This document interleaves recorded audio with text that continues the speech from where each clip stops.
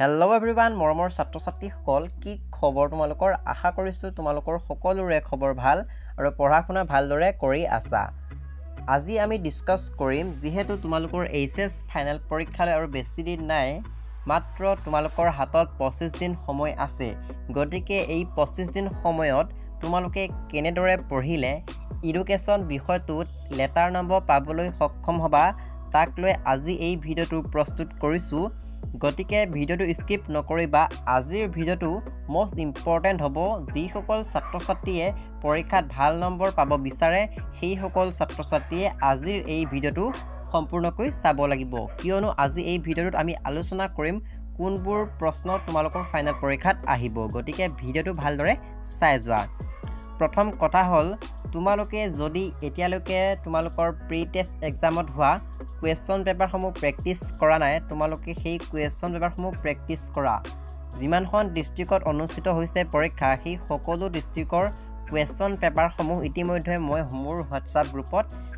upload কৰিছোঁ গতিকে তোমালোকে হোৱাটছআপ গ্ৰুপত জয়েন হ'বা আৰু সেই গ্ৰুপৰ পৰা কুৱেশ্যন পেপাৰখিনি তোমালোকে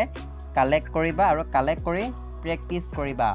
কাৰণ প্ৰিভিয়াছ ইয়াৰ এক্সামৰ পৰা ফাইনেল পৰীক্ষাত 60% মান কমন আহি যায় গতিকে তোমালোকে প্ৰিভিয়াছ ইয়াৰ এক্সামত অহা সেই প্ৰশ্নসমূহ তোমালোকে প্ৰেক্টিছ কৰিব লাগিব গতিকে যিমানখিনি তোমালোকৰ প্ৰি টেষ্ট এক্সামৰ কুৱেশ্যন পেপাৰ আছে সেই কুৱেশ্যন পেপাৰখিনি ভালদৰে চাবা তাৰ পৰা পৰীক্ষাত কমন পৰিব তাৰ পিছত তোমালোকে 2000 চনৰ পৰা 2022 বা 23 বৰ্ষলৈ যিমানখিনি এইচএস ফাইনেল পৰীক্ষাত আহিছে কুৱেশ্যন পেপাৰ সেই কুৱেশ্যন পেপাৰখিনি প্ৰেক্টিছ কৰিবা কাৰণ আগৰ বৰ্ষৰ পৰা পৰীক্ষাত বহুত প্ৰশ্ন কমন পৰি যায় গতিকে 2000 চনৰ পৰা 2023 বৰ্ষলৈ এডুকেশ্যন বিষয়ত যিখিনি প্ৰশ্ন আহিছে বাৰে বাৰে ৰিপিট হৈছে সেইখিনি প্ৰশ্ন তুমি চোৱা কাৰণ যিটো প্ৰশ্ন বাৰে বাৰে আহি থাকে সেইবোৰ প্ৰশ্নই ফাইনেল পৰীক্ষাত দিয়ে গতিকে আগৰ বৰ্ষৰ প্ৰশ্নখিনি ভালদৰে প্ৰেক্টিছ কৰি যোৱা তাৰ পৰা 60% 70% কমন পৰিব এতিয়া আমি ডিসকাস কৰিম কেইটামান ইম্পৰ্টেন্ট কুৱেশ্যন যিকেইটা তোমালোকৰ পৰীক্ষাত আহিব আৰু এটা কথা তোমালোকে যদিহে 2023 পেপাৰখন চোৱা নাই সেই 2023 পেপাৰখন এবাৰ চাবা কিয়নো 2023 বৰ্ষৰ পৰা 2025 বৰ্ষত অহাৰ পূৰ্ণ সম্ভাৱনা আছে গতিকে সেইখিনি চাবা আৰু তোমালোকৰ এডুকেশ্যন বিষয়ত 1 নম্বৰৰ প্ৰশ্ন কেইটা আহে 2 নম্বৰৰ প্ৰশ্ন কেইটা আহে সেইখিনি কথা তোমালোকে জানিব লাগিব যদিহে নাজানা তোমালোকে আগৰ পেপাৰখন চাই লোৱা তেতিয়া তোমালোকে বুজি পাবা তোমালোকৰ 1 নম্বৰৰ প্ৰশ্নত খালি ঠাই থাকিব লগতে এমসিকিউ থাকিব গতিকে তাত তোমালোকৰ কিছুমান প্ৰশ্ন সুধিব আৰু কিছুমান প্ৰশ্ন খালি ঠাই দিয়া থাকিব গতিকে তোমালোকে যিমান পাৰা পাঠৰ মাজৰ প্ৰশ্নবোৰ চাবা আৰু খালি ঠাইবোৰ চাই যাবা আৰু তোমালোকৰ 1 নম্বৰৰ প্ৰশ্ন 12টা আহিব প্ৰথমতে থাকিব 1 নম্বৰৰ প্ৰশ্ন 12টা তাৰ পিছত 2 নম্বৰৰ প্ৰশ্ন থাকিব 12টা তাত থাকিব 24 নম্বৰ গতিকে এনেকুৱা ধৰণৰ প্ৰশ্নবোৰ আহিব লগতে 3 নম্বৰৰ প্ৰশ্ন আহিব 4-5টা মান আৰু 4 নম্বৰ আহিব 4টা বা 5টা আহিব তাৰ পিছত তোমালোকৰ 6 নম্বৰৰ প্ৰশ্ন 3টা বা 4টা আহিব গতিকে এইবোৰ প্ৰশ্ন তোমালোকে চাব লাগিব এতিয়া আমি ডিসকাস কৰিম কোন কেইটা প্ৰশ্ন তোমালোকৰ পৰীক্ষাৰ বাবে বহুত ইম্পৰ্টেন্ট হয় গতিকে ভালদৰে ভিডিওটো চাই যোৱা প্ৰথমতে তোমালোকে এমসিকিউৰ কাৰণে এইবোৰ প্ৰশ্ন চাব লাগিব যেনে অসমৰ প্ৰথম মাধ্যমিক বিদ্যালয়খনৰ নাম কি বা আন্তৰ্জাতিক নাৰী দিৱস কেতিয়া পালন কৰা হয় বিশ্ব জনসংখ্যা দিৱস কেতিয়া পালন কৰা হয় তাৰ পিছত তোমালোকে মুদালি আয়োগৰ বিষয়ে চাই যাব লাগিব কুঠাৰী আয়োগৰ ওপৰত চাব লাগিব তাৰ পিছত অন্ধ্ৰ প্ৰদেশ বিশ্ববিদ্যালয় ভাৰতবৰ্ষৰ প্ৰথম মুক্ত বিশ্ববিদ্যালয় এইবিলাক চাই যাব লাগিব যে ভাৰতৰ প্ৰথম মুক্ত বিশ্ববিদ্যালয়খনৰ নাম কি উত্তৰটো হ'ব অন্ধ্ৰ প্ৰদেশ বিশ্ববিদ্যালয় গতিকে এইবোৰ চাই যাব লাগিব তাৰ পিছত তোমালোকৰ পৰিপক্কতা আৰু শিক্ষণৰ যি পাৰ্থক্য আছে সেই পাৰ্থক্যবোৰ চাই যাব লাগিব কাৰণ তোমালোকৰ এইচএস ফাইনেল পৰীক্ষাত পাৰ্থক্য আহিব গতিকে যিমানবোৰ পাৰ্থক্য আছে সেই সকলোবোৰ পাৰ্থক্য চাই যাব লাগিব তাৰ পিছত এমসিকিউ টাইপৰ আৰু এটা কোৱেশ্যন আহিব জনসংখ্যা শিক্ষাৰ নামাকৰণ কোনে কৰিছিল বা জনসংখ্যা শিক্ষাৰ ধাৰণাটো কোনে দিছিল এইবোৰ প্ৰশ্ন ইম্পৰ্টেন্ট হয়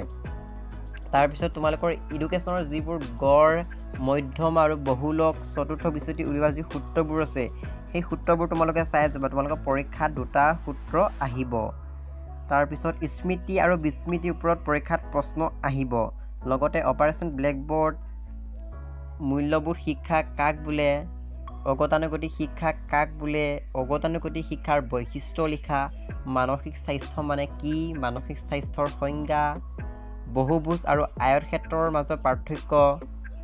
পৰিৱেশ শিক্ষাৰ দুটা নীতি লিখা এইবোৰ প্ৰশ্ন আহিব গতিকে পৰিৱেশ শিক্ষা আৰু মধ্যমাৰ সুবিধা শিক্ষণ আৰু পৰিপক্কতাৰ মাজৰ পাৰ্থক্য শাৰীৰিক শিক্ষা গতিকে মাধ্যমিক শিক্ষাৰ সমস্যাকেইটা আৰু সমস্যাকেইটা মোষ্ট ইম্পৰ্টেণ্ট হয় লগতে গড় কাক বোলে মধ্যমা কাক বোলে বহুলক কাক বোলে আৰু শাৰীৰিক শিক্ষা আৰু ভাল স্মৃতিৰ বৈশিষ্ট্যকেইটা লগতে তোমালোকৰ মেথছ আহিব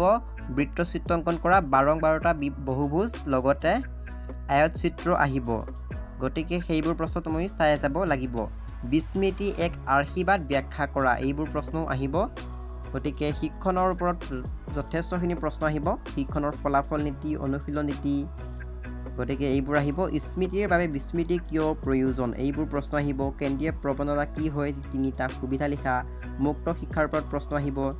মহিলা সবলীকৰণৰ প্ৰয়োজনীয়তা আহিব অৰ্থাৎ মহিলা সবলীকৰণ কাক বোলে ইয়াৰ ওপৰত চমুকৈ লিখা এইবোৰ প্ৰশ্ন আহিব মনোযোগ কাক বোলে দূৰ শিক্ষাৰ ওপৰত প্ৰশ্ন আহিব মূল্যবোধ শিক্ষা কাক বোলে ইয়াৰ গুৰুত্ব লিখা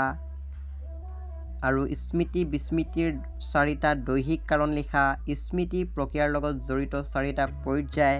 আগ্ৰহৰ ওপৰত প্ৰশ্ন আহিব অনুশীলন নীতিৰ ওপৰত প্ৰশ্ন আহিব অগতানুগতিক শিক্ষা কাক বোলে ইয়াৰ বৈশিষ্ট্য আৰু তোমালোকৰ জাতীয় শিক্ষা নীতিৰ পৰামৰ্শসমূহ আহিব লগতে শাৰীৰিক শিক্ষাৰ উদ্দেশ্য বৈশিষ্ট্য এইবোৰ প্ৰশ্ন বহুত ইম্পৰ্টেণ্ট হয় কাৰণ পৰীক্ষাত বাৰে এইবোৰে আহি থাকে লগতে দণ্ডচিত্ৰ কাক বোলে ইয়াৰ বিভিন্ন প্ৰকাৰৰ বিষয়ে জানিব লাগিব তাৰ পিছত তোমালোকৰ 7 নম্বৰীয়া প্ৰশ্ন এটা আহিব যেনে গড় মধ্যমা আৰু বহুলক বা চতুৰ্থ বিচ্যুতি কাক বোলে আৰু লগতে অংকটো আহিব গড় মধ্যমা বহুলক তোমালোকে চাই যাবা লগতে বিচ্যুতিটো চাই যাবা যদিহে তোমালোকে এইখিনি প্ৰশ্ন পঢ়ি যোৱা মই যিখিনি কথা ক'লোঁ এই প্ৰশ্নখিনি যদি তুমি পঢ়ি যোৱা তেনেহ'লে তুমি এডুকেশ্যন বিষয়টোত 100% মাৰ্কছ পাবা অৰ্থাৎ লেটাৰ নম্বৰ পাবলৈ সক্ষম হ'বা যদিহে তোমালোকে এইকেইটা প্ৰশ্ন পঢ়া নাই তেনেহ'লে আজিৰে পৰা পঢ়া এইকেইটা প্ৰশ্ন তোমালোকৰ পৰীক্ষাত আহিব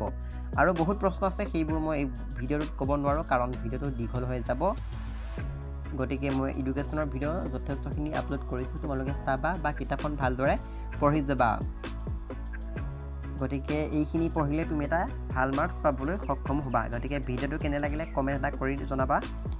লগতে চেনেলটো ছাবস্ক্ৰাইব কৰি ল'বা এনেধৰণৰ ইনফৰমেশ্যন বা ইম্পৰ্টেণ্ট ভিডিঅ'বোৰ লাভ কৰিবলৈ পাবা গতিকে ভিডিঅ'টো শ্বেয়াৰ কৰি দিবা আৰু চেনেলটো ছাবস্ক্ৰাইব কৰি ল'বা গতিকে তোমালোকৰ পৰীক্ষালৈ সকলোকে শুভেচ্ছা জনালোঁ ভালদৰে প্ৰিপেৰেশ্যন কৰি থাকা গতিকে আৰু নেক্সট কিহৰ ভিডিঅ' লাগে কমেণ্ট কৰি জনাবা গতিকে ভিডিঅ'টো চোৱাৰ বাবে বহুত ধন্যবাদ